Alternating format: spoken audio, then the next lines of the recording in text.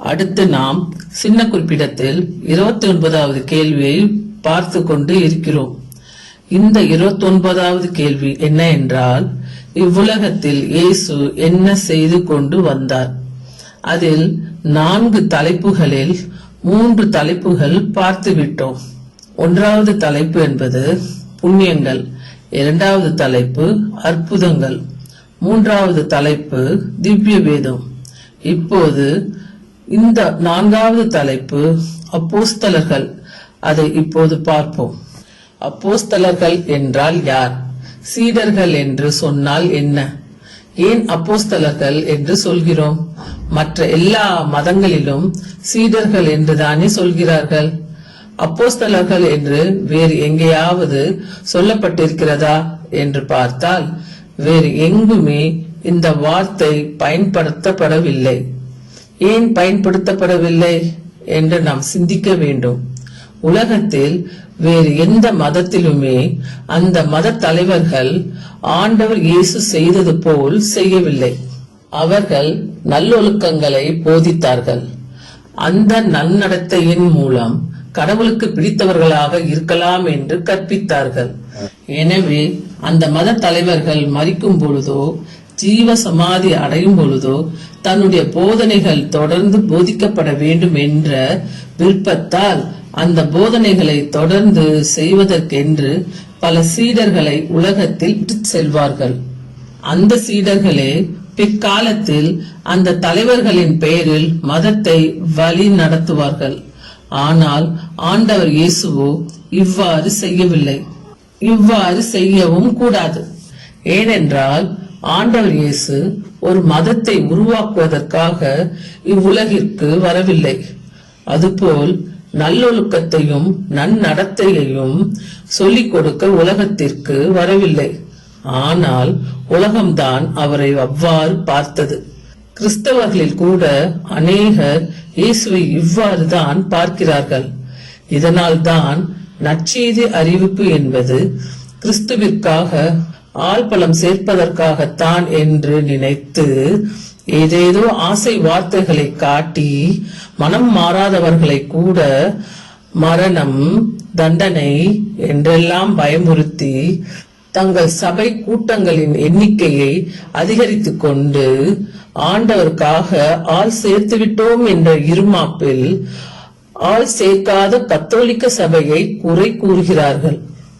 ஏனென்றால் ஆண்டவர் இயேசு ஒரு மதத்தை உருவாக்கவில்லை. கத்தோலிக்க சபை ஏன் ஆள் சேர்க்கவில்லை என்றால், என்னதான் ஒருவரை மதம் மாற்றினாலும் அவரிடத்தில் கடவுளின் குடும்பத்தில் சேர வேண்டும் என்ற விருப்பம் இல்லை என்றால் அவருக்கு கடவுள் அந்த அந்தஸ்தை கொடுக்க போவதில்லை. அதனால் உண்மையான மனமாற்றமாக யாரெல்லாம் வாழ்வு தரும் உணவை விரும்பாதவர்களாக இருந்து அதன் பின் அதை விரும்புவோராக யாரெல்லாம் மனம் மாறுகிறார்களோ அவர்கள்தான் உண்மையிலேயே கடவுளின் குடும்பத்தில் சேர மதம் மாறியவர்கள் ஆவார்கள். எனவே நற்கருணையை நம்பாதவர்களுக்கு ஒரு காலம் கத்தோலிக்க திருச்சபை திருமுழுக்கு என்ற ஞானஸ்தானத்தை கொடுக்கவே கொடுக்காது. ஆனால் மற்றவர்களோ ஒருவர் எதற்காகவாவது ஆசைப்பட்டு மனம் மாற வேண்டும் என்று கேட்டு விட்டாலே போதும், உடனடியாக அந்த வாய்ப்பு கிடைக்கும் போதே அவருக்கு ஞானஸ்தானம் கொடுத்து விடுகிறார்கள். அதாவது அவ்வாறு செய்வதுதான் இயேசுவுக்கு உகந்த செயல் என்று தவறாக புரிந்து கொண்டு இவ்வாறு செய்கிறார்கள். ஆனால் இப்படிப்பட்டவர்களிடமிருந்து திருச்சபை காப்பாற்றப்பட வேண்டும் என்பதற்காகவே இயேசு அப்போஸ்தலர்களை சீடர்கள் என்று அழைக்காமல் அப்போஸ்தலர்கள் என்று அழைக்கிறார். ஆகையால் இந்த 2 சொல்லுக்கும் என்ன வேறுபாடு உள்ளது என்று கவனிக்க வேண்டும். சீடர் எனப்படுபவர் யார் என்றால், ஒருவருடைய போதனையை கேட்டு அதை கடைபிடித்து வாழ்வதற்கு தன்னையே அர்ப்பணித்து வாழ்ந்தாலே அவர் சீடர் ஆகிவிடுவார். இது போன்று சீடர் ஆவதற்கு அந்த மத தலைவரின் அனுமதியும் தேவையில்லை, அவரை நேரில் பார்த்திருக்க வேண்டும் என்றும் தேவையில்லை. ஆனால் அப்போஸ்தலர் எனப்படுவது அவ்வாறு இல்லை.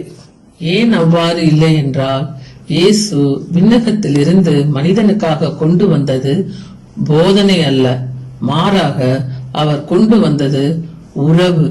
ஒருவருடைய சீடர் ஆவதற்கு அவர் அந்த தலைவருடைய உறவுக்காரராக இருக்க வேண்டும் என்ற தேவையில்லை. ஆனால் ஆண்டவர் இயேசுவின் திருச்சபையில் இருக்க வேண்டும் என்றால் அவர் இயேசுவின் உறவுக்காரராக, பங்காளிகளாக மாற வேண்டும்.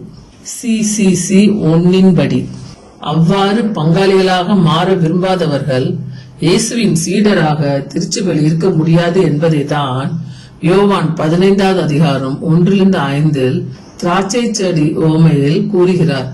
அதாவது, நானே திராட்சை கொடி, என்னோடு இணைந்திராதவர் துண்டிக்கப்படுவார் என்கிறார்.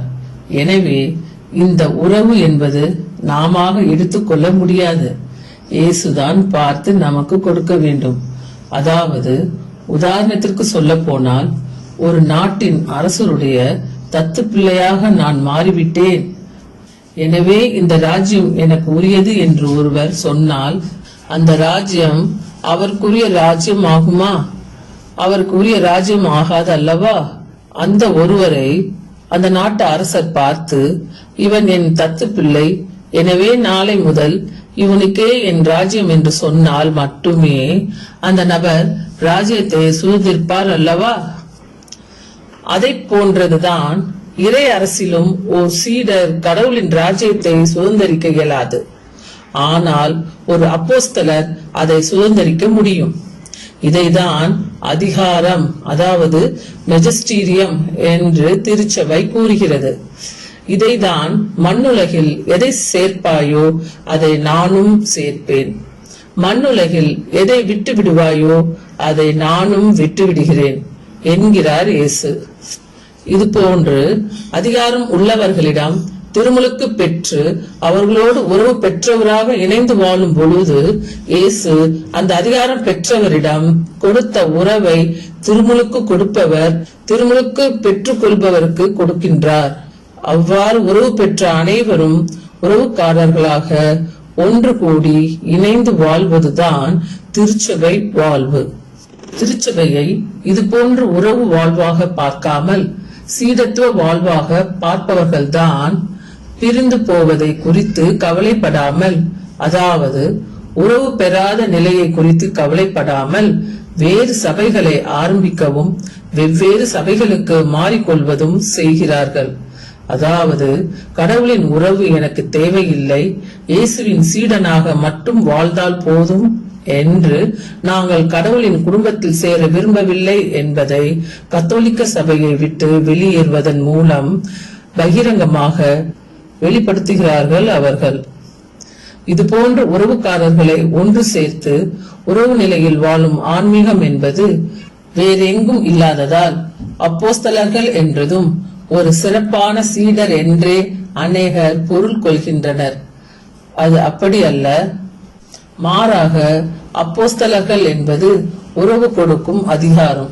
இந்த உறவு கொடுக்கும் அதிகாரத்தின் மூலம் உறவு கொடுத்தும் பெற்றும் வாழ்பவர்களை தான் கத்தோலிக்கர் என்று அழைக்கின்றோம். எனவே இந்த கத்தோலிக்கர்கள் உறவு பெற வேண்டும் என்றால் இயேசு முதலில் அப்போஸ்தலர்களை ஏற்படுத்த வேண்டும். அதனால் ஆண்டவர் இயேசு இவ்வுலகத்தில் என்ன செய்து கொண்டு வந்தார் என்றால் சகல புண்ணியங்களையும் அற்புதங்களையும் செய்து தம்முடைய திவ்ய வேதத்தை போதித்து அப்போஸ்தலர்களை ஏற்படுத்தினார் என்று கூற வேண்டும்.